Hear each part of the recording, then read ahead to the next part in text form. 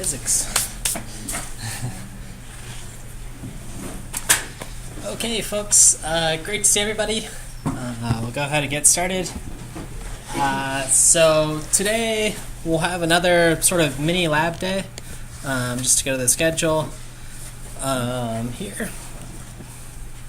I thought it was worthwhile to get some practice today with, we'll talk about the main game loop and what we sort of need to implement there. And then you have your previous lab from Monday, which will be due. I can check it off today if you're totally done, but that'll be due the next week. Just a reminder for how labs work. Yeah, question? So our labs always do the week after they're assigned? Correct, or the yeah. previous week's labs always do the following? So you always have at least 1 week to work on the lab. So this you'll have like 1 week to work on down here, and then this one you'll have 1 week this way. Yeah. Yep. So if you want to check it off early, that's always an option, just to get it out of the way or whatever. The way that'll work is you just bring it down and you show me your red screen in this case for the previous lab. But again, you have a full week to do that.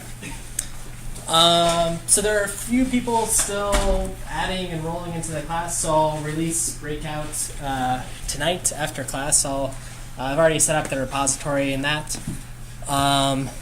If you're not on this list, though, I'm going to Piazza. There's a Teams post here. So if you click on that, click on the Google Sheet, and you'll see everyone's name and like what operating system they have. That's how people are sort of broken up. Everyone should have a team of 3 to 4. If for some reason your team, somebody's dropped or you can't find them or something, let me know. We'll help chase them down. I think everyone having the same operating system is going to alleviate some headaches we've had in the past, just in courses in the future. So and this is a good way to meet some other people. So you've got each other's emails and so on, so you can get in touch. Once I do release the assignment, I'll show you what this looks like. The background. See behind the scenes. Let's see, there'll be a special link here that you'll copy. You'll jump into, and you'll get whoever clicks on this will click like create team. So I'm going to do one, instructors team. Do not join this team. There. So I'm the first one in. I'll create my team or whatever. Do not join Mike's team, Mike Shaw's team, because actually there's only one Mike here. Anyway, so it's going to create a repository. Whoever the first person from your team was, ideally, email each other first. I'll give this a second to go, but it's going to create my repository, and then it's going to show all the other teams here. So let me go back. Let's see if this works. Let's see. I accept.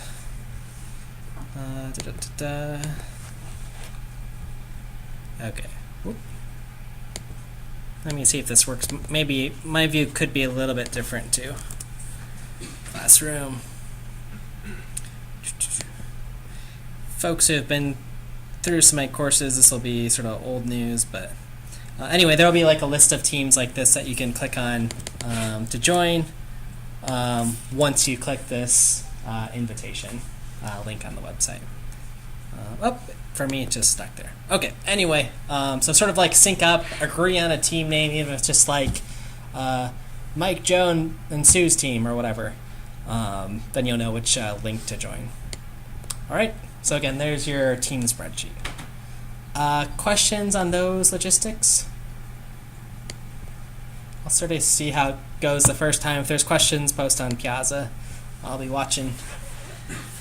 Let's see, other stuff. Sort of as our warm-up, the Global Game Jam is coming up. Not this weekend, but the next one. If you don't know what that is, that's a hackathon, so a full weekend of just coding and making games. I encourage you to go to this. I don't think we'll have any homework or anything due when you come back, because basically that's a hackathon, so you're staying up later than you should, writing lots of lines of code. So there's a good chance if you attend the hackathon or whatever, I'll push this deadline back a day or whatever so you can sleep a night. How many people have done the Global Game Jam before? Folks? About half the folks? Yeah. So definitely go do it. It's a great way to get a game in a weekend to put on your portfolio. If you haven't, it's a great excuse to learn something new. I've gone into game jams before and been like, hey, I just want to learn Unity or Unreal Engine this weekend, and I just learn as much as I can for 48 hours. I'll be at the MIT one because that's where I can get work done. So, but join the Northeastern one. I think there's still tickets for students. If there's not, other campuses have them. So go sign up. Definitely go do it. And then I'll want to know what games you guys made. Okay, so that's game jam stuff. Walking into today's lecture, we'll have a little mini lecture and then a lab portion, small lab portion. Last time what we worked on was sort of the fundamentals of software engineering, talking about C++ a little bit, the compiler, what GitHub was, you guys were familiar with that, and the singleton design pattern. Okay, so how to use that, this sort of one master class that you can have that guarantees you only have one instance of that object ever. Then for the lab portion, you sort of got it set up, look at a little bit of object-oriented code, and that's what you're sort of working on finishing up. For today, I want to give a brief introduction to SDL, the simple direct media layer. That's what you're using in this lab throughout this course, and this idea of frame capping and what that is and what it has to do with the main loop. All right. So starting first with simple direct mediator, we'll refer to as SDL in this class. Just want to get us sort of acquainted with this. It's basically going to be our framework that handles some of the nitty-gritty for us. It has some primitive graphics, things that are enough to get through this course. If you do know OpenGL in this course, or have taken like graphics or learning on the side or whatever, you can use that with your projects, that's fine. But that's definitely not a requirement or expected. In fact, it might be more work, but that's going to be sort of up to you. So what SDL is, if you haven't heard of it, it's basically it's a library of C functions. So someone wrote a bunch of C functions specifically for gaming. I believe it actually originated from Valve or some folks at Valve and other gaming studios who said, hey, wouldn't it be nice if we had this sort of unified framework of tools to use? Okay, so it's for graphics, gaming, other multimedia applications, sound and video players are probably using SDL in the background, etc. As I mentioned, there's a little lightweight framework for us to use as far as like if you want to draw textures or sprites or these kind of things, which we'll look at. The nice thing is, too, SDL, it's a common set of functions. You sort of write them once and it'll run on Windows, Mac, Linux. So that's, if you look sort of at our build script, you'll notice there's not anything different as far as what library is loading. Maybe it's coming from a different location, but it's the same like SDL library. One of the TAs is looking at how to update our build script so we can build for iOS and Android, which I think would be cool. But we'll see if we get there. So that was another reason to choose it. Like this is like the industry tool. Write once, sort of deploy everywhere. And then again, in sort of their words, the same thing if you want to read that. What it gives us, the basic library, I talked about sort of like windowing, handles things like input, when you type things, it's got a little sound library.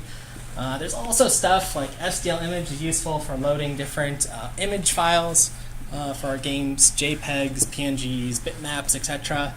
And then SDL mixer is what we use for bringing in audio stuff. And there's like SDL video as well. So the API, the wiki is super helpful. So you'll see on these slides where I've just sort of like pulled things out to use, but it's got a nice long list of all the commands and just SDL underscore whatever functionality you want to do. Okay, so pretty searchable, pretty useful.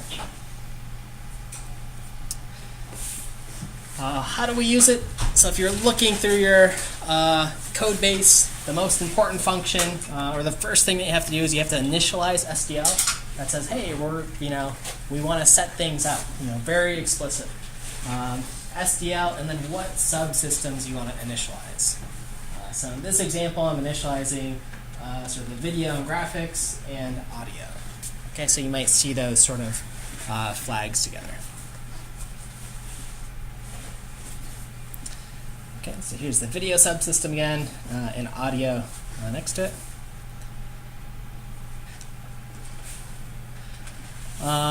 So once we're sort of initialized, that is, SDL has been recognized, we found our functions, everything's linked in, then we need to create a window to draw our paint on, right, where we're going to render things.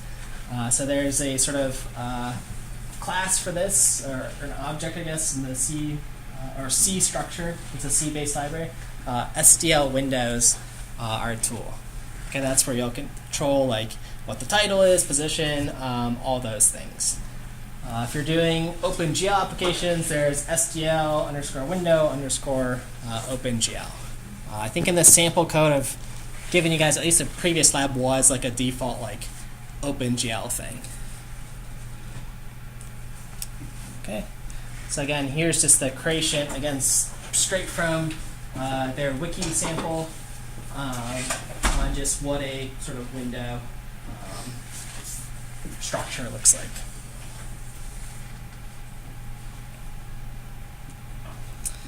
Now there's other stuff, again, if we just want to work directly in pixels, so you'll see me sort of talk a little bit about, I'll try not to talk about OpenGL too much because that's not required, but if you just want to draw like pixels on a screen into some, like a rectangle or something, there's SDL surface for doing that. Okay, so you can directly manipulate all of the pixels. OpenGL, setting that up, which is done for you in the first lab. Basically saying, hey, I want this version of the OpenGL API, and do these things with it. So these are sort of side notes. Again, about OpenGL, what a context is, basically says, how do you want to draw your graphics? And you use this OpenGL library. OpenGL being the graphics library, an alternative graphics library. And then this is sort of, hey, what version do you want to use? So if you've heard of OpenGL, DirectX, Metal, these other APIs will have different ways to interface through SDL, what version you want to use. Okay, so that's the takeaway here. Okay, so for SDL, you have your SDL window, you sort of initialize it, and you want to use it, and now we just want to sort of process events over and over and over again in an infinite loop, right? Because that's what a game is, just rendering or drawing stuff to the screen over and over and over again. So what this looks like in SDL, we'll create our first loop. In a game, typically we want it to run forever, so while some condition that's always true, 1 or something, just do some work here. Okay. So slightly improved, because maybe you want to quit or exit the game sort of safely. So you might have a Boolean here. So while we haven't quit, do something.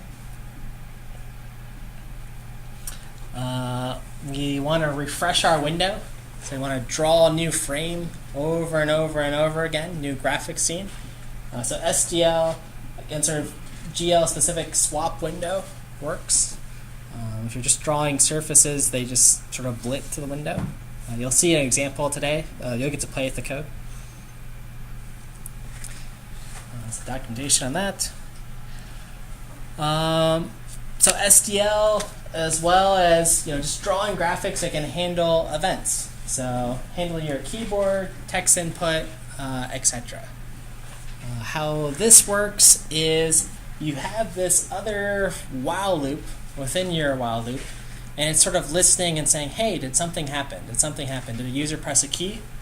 So if the user presses a key, that goes into some queue of things that happened. They pressed a key, they clicked the mouse button, they tapped shift twice. That goes into this queue, and you handle those events. Did the user press a key? So if key press equals A, do something, etc. And then once all those events have been handled, then you resume drawing your graphics. Okay? If the user did nothing, this loop just terminates, right? So you go back to the work. So you're not stuck here forever. It's just an event happens, you try to handle it, and then you go to your other infinite loop. Okay? Make sense? Okay. Awesome. Okay. Typically, we'll also want to render something. So you have some render function. It could be OpenGL stuff, could be SDL stuff, whatever it is, what you're drawing to the screen. And that's sort of what your infinite loop looks like. Okay. So if we want to learn a little bit more, or if you're like super interested in SDL, how it was developed and stuff, there's Steam Dev Days. They do their sort of like developer talks. And this gentleman here talks about how they use SDL at Valve and how they sort of contributed to it. It's kind of a nice. It's 51 minutes. You can watch it at 2x speed and sort of get through it and see the main parts. The first 15 minutes are what we did. So. All right. Questions on SDL? Simple direct media layer? Yeah. So in that example, if you wanted to collect multiple key presses, you would set like a variable to the full event and then have like a timer inside the while loops that kept going through the while loop through the frames, and you kept capturing the event that happened. Yeah, there's a couple ways to do it. There is like a Git text input or something that you can do, so then that'll listen for like multiple key presses. What you've suggested should also work just fine, sort of handling multiple events and then capturing them one after the other. So capture one event, then within here see if another event happened. Right, so a lot of games too are also like if you want like some sequence events. We're going to talk about this is actually pretty interesting, like how to handle multiple key presses and stuff. If you think about like fighting games or games that need to be like very synchronized, like pressed, square, triangle, circle, X or something in like some specific combination, and how to like push those into a queue and then handle one event. You probably want to abstract this one more layer, but as you said, that'll work fine. Answer your question? Okay, cool. Other questions about SDL stuff? Right. Cool. All right. So I want to talk a little bit more about this idea of a game loop. What we have here, where we're sort of just listening for events and rendering stuff over and over and over again. How it looks sort of pictorially, again, from our game programming pattern. You're processing some inputs, updating game, rendering, and then, continuing on forever. Okay. So that brings us to a game programming pattern, the game loop. It's kind of weird to think of it as a pattern, but what the author gives us is a game loop runs continuously during gameplay. Each turn of the loop, it processes user input without blocking, updates the game state, and renders the game. Tracks the passage of time to control the rate of gameplay. Okay. So a couple ideas there. Obviously, game loops running continuously. It has to do a bunch of stuff, collect inputs without blocking. That's sort of a key thing, I guess. It updates, renders, and then this last bit is what we're going to be doing for our lab, is sort of controlling the rate of the gameplay. So how fast or how many times does this loop execute per second? Okay.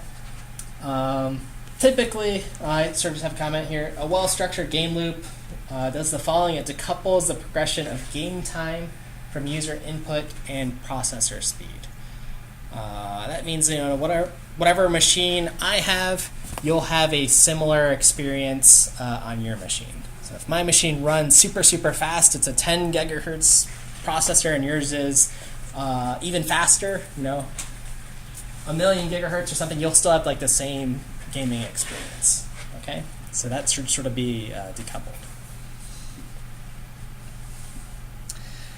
Okay, so on game loops, just the general, right? When we're playing games, they run in theory infinitely, right? So you can leave your game for a day and it should still just sort of be there hanging out, spinning along. I don't know what percentage of programs run infinitely, but things like servers you expect to be up and running. But a lot of programs might not even have a loop. They just process some data and then they terminate. Okay, so that makes them games a little bit unique in their structure. Even in sort of like a turn-based game, you might have this sort of structure where you have this infinite loop while, and you sort of like wait for a command and then handle a command one at a time. Okay. What I sort of put here as a note, just in this little chunk of code, having this operations potentially blocking anytime you're waiting for user input in your loop. Okay, there'd be nothing going on. And again, that might be fine depending on the game you're doing. If it's sort of like text-based or you are wanting to halt the game, just kind of have that in the back of your head that I/O is can be a blocking process.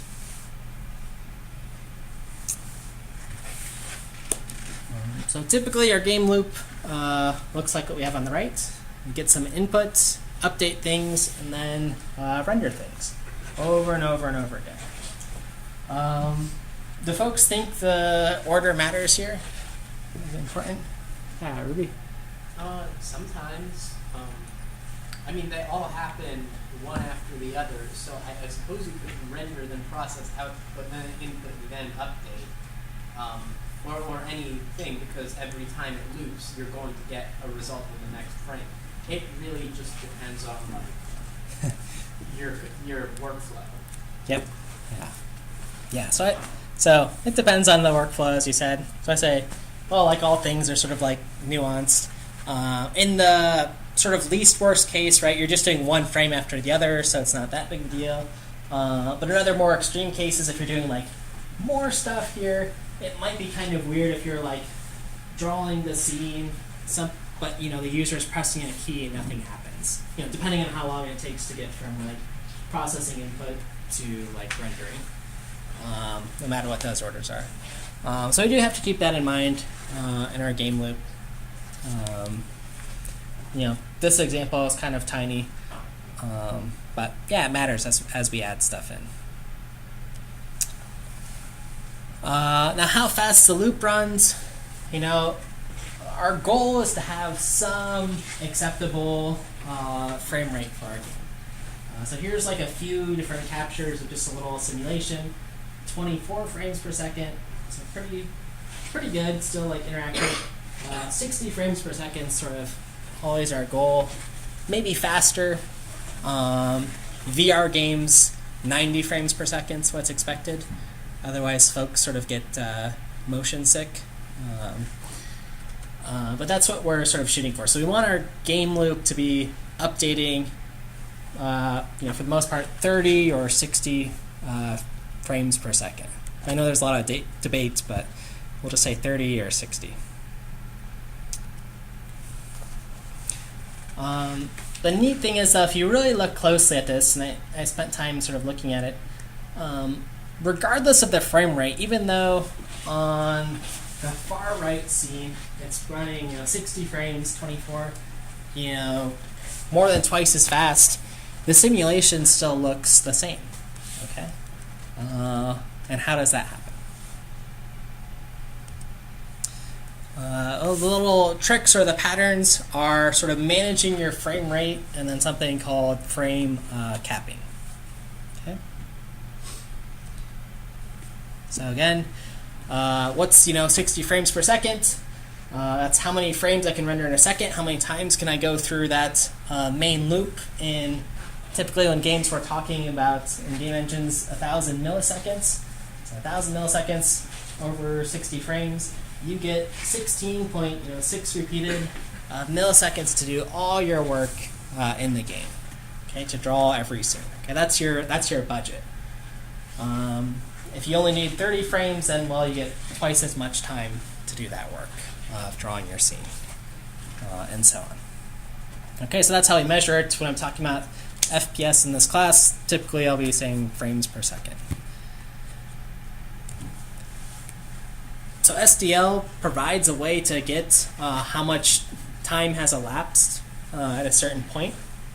They call it SDL_getTicks. That's the function. And it sort of just returns how much time has elapsed since you've initialized SDL. So I've initialized it at this point in time. If I call SDL ticks again, it'll be this, and this sort of like linear over and over through time. If I record two different time points, say from when I start to the next time I call SDL get ticks, then I can tell how much time has passed. Okay, so that's sort of the elapsed time. We could see a little example here on just what the current time is. Again, this is from the SDL documentation. It's very good. That's the other reason we're using it. Almost every function has like a little toy example with it.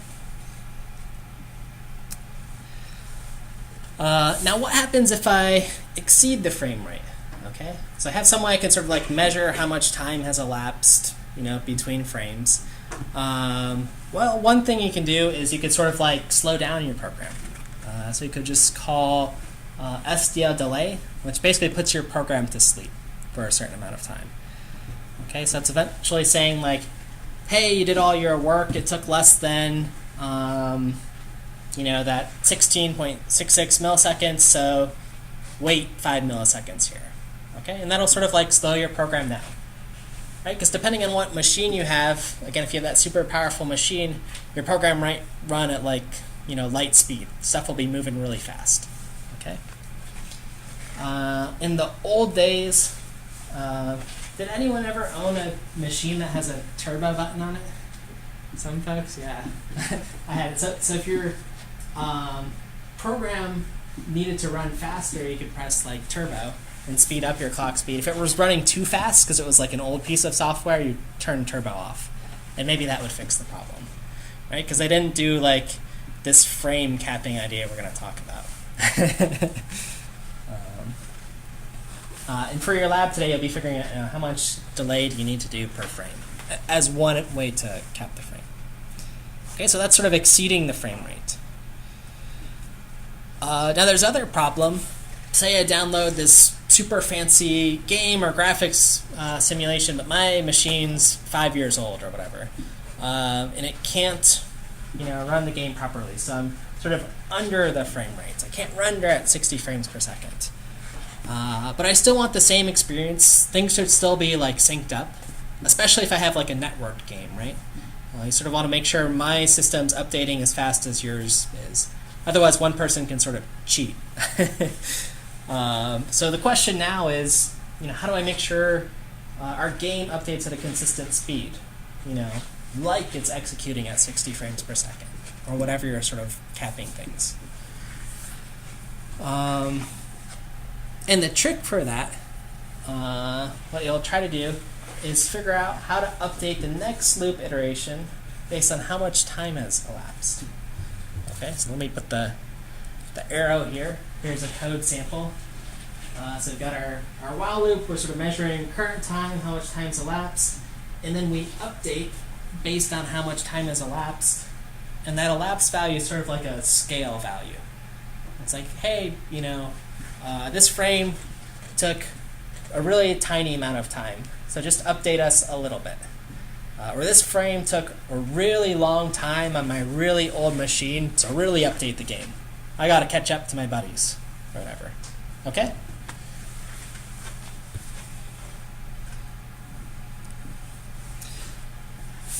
So, in theory, this works, but there is sort of a problem here. I don't know how fast you guys can read that.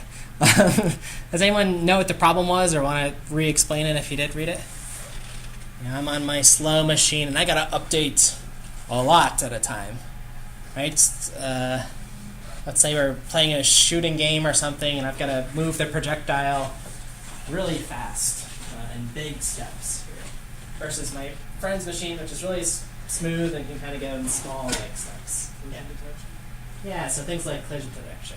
Right, so if I have this like scale value, and I'm scaling by this much, and this much, and this much, and then like this much, I'm going like through the wall, maybe. Let me do it this way. Here, and then like here. But my buddies who's got a nice machine is like going smoothly in small like increments, and it'll actually like run into the wall. So there's problems with like collision detection. If I'm updating more, there could be like little imprecisions. More additions of floating point values versus fewer can lead to some imprecision. So we got to sort of fix that. Okay. Everyone understand the problem? If someone's gets their update says update 50 times versus mine, that's a problem. Okay, so here it is, sort of in text. Some faster machines update the world more often in like smaller time steps versus slower machines only updating a few times in bigger time steps or bigger scale values. Okay, so one possible solution that's presented sort of looks like this, where you have another inner loop. So this is the inner loop in the system. You can sort of see it on the picture here, where they're going to be doing some additional updates on the update game part, where we need to figure out how to update enough times regardless of how fast our system is. That's how it's sort of wrote out here. So if my system's running really slow, just force it to update the same amount of times in this loop. And usually have some measurement of like what the lag is. So how much time's elapsing, and is that greater than how often each time step should be? Your milliseconds per update, which would be like, okay, I want 1 millisecond per update. Then it'll run that loop a bunch of times here. Okay. And then render. Okay, so that sort of works. That at least ensures you have the same amount of time steps. Again, this is important for the example that was given, collision detection. Right, it's something that needs to be pretty precise, like when you're moving stuff. That's sort of the canonical. That's the problem this example is trying to solve. Okay, questions about that? That's sort of the last main idea with game loops.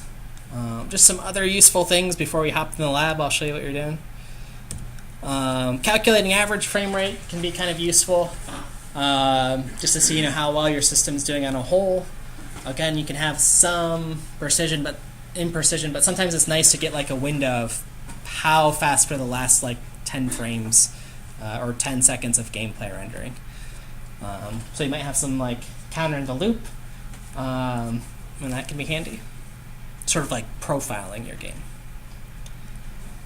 Other useful things, you can sort of abstract out this time management into a singleton class. You could have some singleton class, and I encourage you to try this today, called like timekeeper or something. That's just sort of managing how much time is used. I think since everyone's used Unity in here, you know about like time.delta time and multiplying that by like everything in the game. So you might think if that's like good, or is there a way to like clean that up in your engine? That might be just something to play around with. And there's a nice sort of description of like Unity's game loops and the execution of all the events, right? So you sort of know about like something gets awoken, enabled, then the start method when it actually starts running. Fixed update is that sort of hey, this is going to execute 1,000 times every loop or whatever. Update's sort of like, hey, do this as fast as you can, right? So we never put physics code in update. Those kind of things. And this sort of has it nicely layered out and like game logic, input, physics, some ordering that you could use. Okay, that's probably appropriate.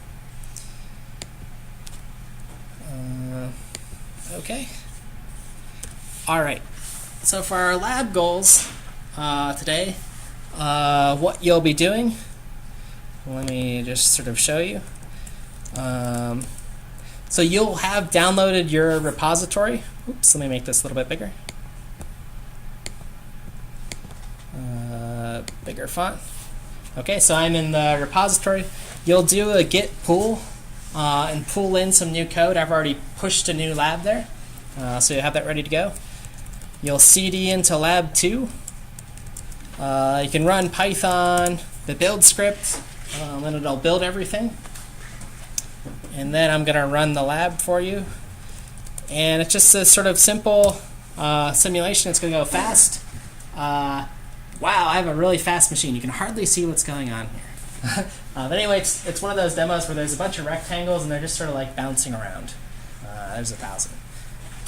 It's going so fast. This program's borderline going to cause like eye problems, so we'll turn it off.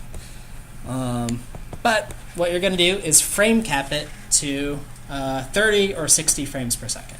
Okay, so you'll see sort of these nice, smooth rectangles moving around. So you can start playing around with adding a delay into it. You can implement a little singleton class, like your time.delta time if you want.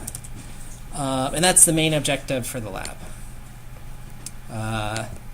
You'll also print out what the frames per second are, and like the window title or the console. And then just with your partner, I'll introduce your partners in a second, take a look at the structure of the code provided. You'll see just a tiny bit of abstraction that I've introduced, and write like a few notes of how you think it could be improved, if it's fine, and that's it. So you'll discuss that with your partner. Okay, so get a chance to look at and play with SDL today. Question, yeah.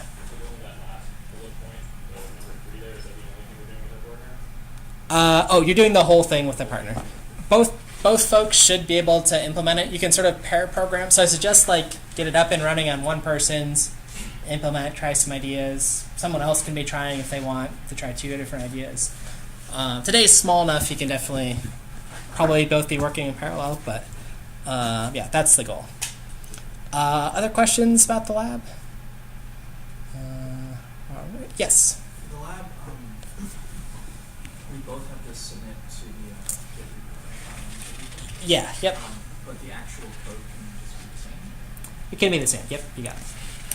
And then when I check off your labs next week, I'll just need one of the two of you to come show me. So we'll practice. We'll sort of get the idea. Let me bring up the partner sheet.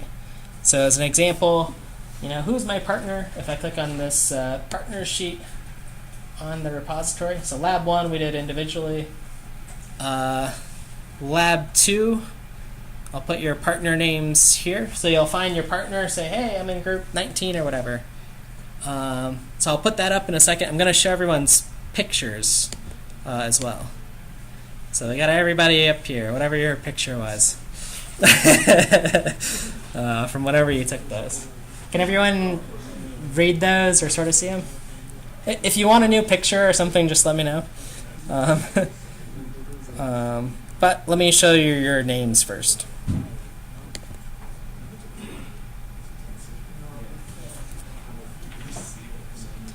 Let's see.